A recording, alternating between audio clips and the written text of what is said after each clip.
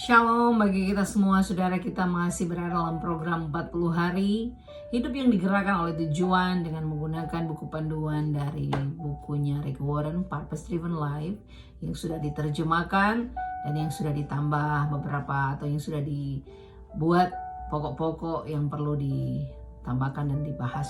Saudara-saudara, hari ini kita berada pada pokok pembahasan. Hari yang kelima adalah memandang hidup dari mata Tuhan. Ini masih berkaitan dengan pokok yang pertama, untuk apa saya berada atau saya diciptakan di dunia ini. Ini ada 7 hari dibahas, dan hari ini hari yang kelima untuk dibahas tentang bagian ini. Dan sub atau pokok kecilnya adalah memandang hidup dari mata Tuhan. Seeing life from God's view. Apa arti hidupmu? Hidupmu itu sama seperti uap yang sebentar saja kelihatan lalu lenyap. Yakobus 4 ayat 14 berkata demikian. Dan Anaisnin berkata, kami tidak melihat hal-hal sebagaimana adanya, tapi kami melihat sebagaimana ada.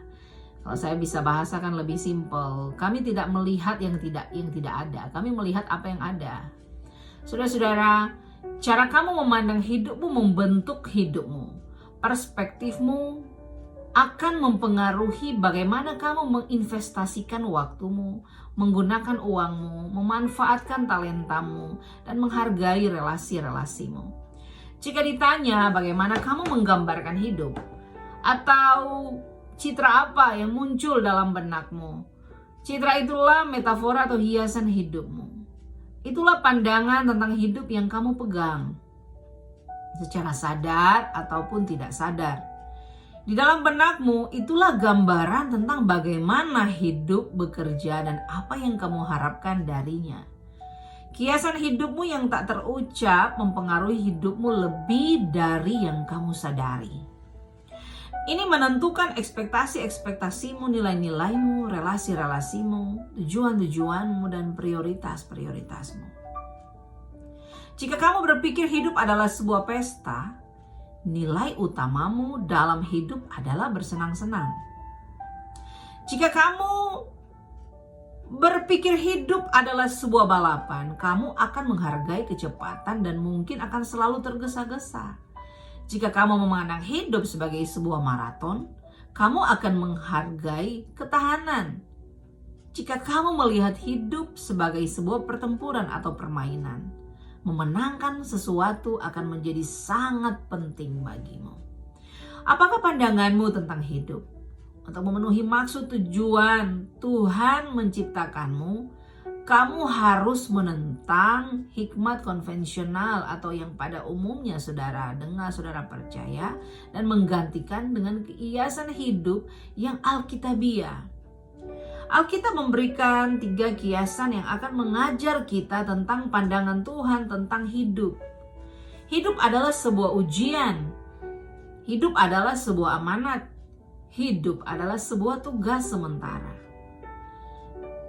Kita garis bawahi yang pertama, hidup di bumi adalah sebuah ujian. Tuhan secara berkesinambungan menguji karakter, menguji iman, menguji kasih kita, integritas, dan loyalitas umatnya. Tuhan menguji Abraham dengan memintanya mengorbankan anaknya. Tuhan menguji Yakub dengan membuatnya harus bekerja tambahan sekian tahun untuk mendapatkan Rahel menjadi istrinya. Adam dan Hawa tidak lulus ujian di Taman Eden.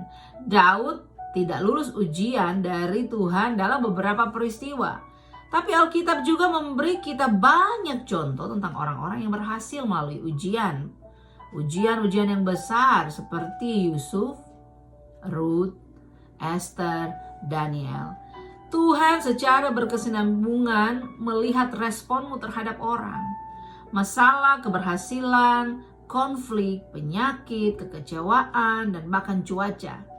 Kamu akan diuji dengan banyak perubahan, janji yang tertunda, masalah-masalah yang mustahil, doa yang tak terjawab, kritik yang tidak layak kamu terima, dan bahkan tragedi yang tidak masuk akal.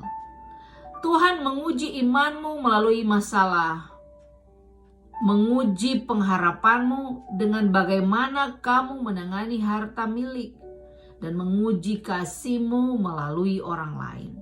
Sebuah ujian yang sangat penting adalah bagaimana kamu bertindak ketika kamu tidak merasakan kehadiran Tuhan dalam hidupmu. Kadang-kadang Tuhan dengan sengaja mundur dan kita tidak merasakan kedekatannya. Raja Hizkia telah menikmati suatu persekutuan yang akrab dengan Tuhan, tapi pada satu titik kritis dalam hidupnya, Tuhan meninggalkannya sendiri untuk menguji karakternya, mengungkapkan kelemahan dan menyiapkannya untuk tanggung jawab yang lebih besar. Setiap hari adalah hari yang penting. Dan setiap detik adalah sebuah kesempatan bertumbuh untuk memperdalam karaktermu, menunjukkan kasih-Mu, atau bergantungnya kita kepada Tuhan atau tidak. Tuhan menghendaki kamu lulus ujian dalam hidup. Jadi Ia tidak pernah mengizinkan ujian yang kamu hadapi lebih berat dari karunia yang Ia berikan kepadamu untuk mengatasinya. Sekali lagi, Tuhan tidak akan pernah mengizinkan ujian yang kamu hadapi lebih berat dari karunia yang Ia berikan kepadamu untuk mengatasinya. Setiap kali kamu lulus ujian, Tuhan memperhatikan dan membuat rencana-rencana untuk memberimu ganjaran kekekalan. Yang perlu digarisbawahi berikutnya adalah hidup di bumi adalah sebuah amanat. Kita tidak pernah benar-benar memiliki apapun selama masa tinggal kita yang singkat di bumi ini. Tuhan hanya meminjamkan bumi kepada kita selama kita di sini. Segala yang kita nikmati harus diperlakukan sebagai sebuah amanat yang Tuhan tempatkan di tangan kita. Pekerjaan pertama yang Tuhan berikan kepada manusia adalah mengelola dan mengurus harta milik Tuhan di bumi ini. Peran ini tidak pernah dibatalkan. Itu adalah bagian dari tujuan kita hari ini. Segala sesuatu yang kita nikmati harus diperlakukan sebagai kepercayaan bahwa Allah telah menempatkannya di tangan kita. Alkitab berkata, apa yang Anda miliki yang belum Tuhan berikan kepada Anda? Dan jika semua yang Anda miliki adalah dari Allah, mengapa bermegah seolah-olah Anda telah menyelesaikan sesuatu sendiri? Di akhir hidupmu di bumi, kamu akan dievaluasi dan diberi ganjaran sesuai dengan bagaimana kamu, saya menangani apa yang Tuhan percayakan kepada kita. Banyak orang gagal menyadari bahwa uang adalah sebuah ujian dan amanat dari Tuhan. Tuhan menggunakan keuangan untuk mengajar kita mempercayainya, dan bagi kebanyakan orang, uang adalah ujian terbesar. Tuhan melihat bagaimana kita menggunakan uang untuk menguji seberapa dapat dipercayanya kita. Saudara, hidup adalah sebuah ujian dan sebuah amanat, dan makin banyak Tuhan memberimu, Tuhan berharap kamu makin bertanggung jawab.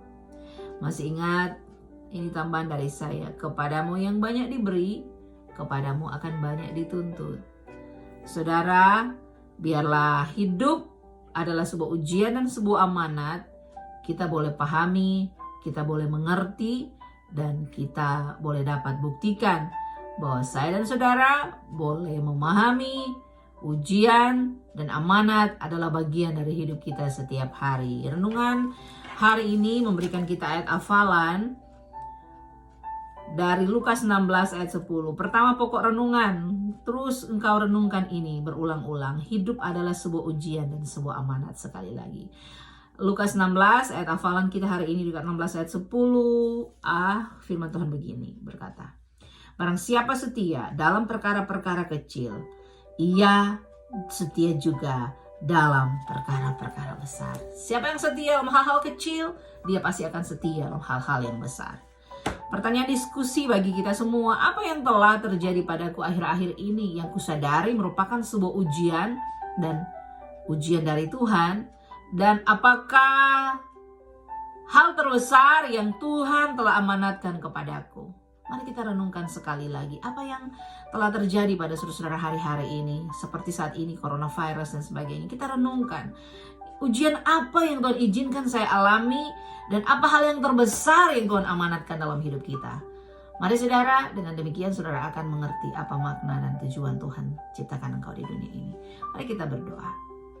Terima kasih Tuhan, di hari yang kelima, biar umatmu boleh belajar bagaimana Engkau Tuhan memberikan amanat dan Engkau Tuhan yang memberikan ujian, mengizinkan kami melalui hari-hari ini. Sehingga kami mampu melihat hidup dari pandangan-Mu. Terima kasih untuk hari ini, terima kasih untuk firman ini. Biar ini boleh menjadi berkat bagi kami semua untuk mengikuti hari demi hari sampai 40 hari. Dan kami percaya kemenangan kami peroleh.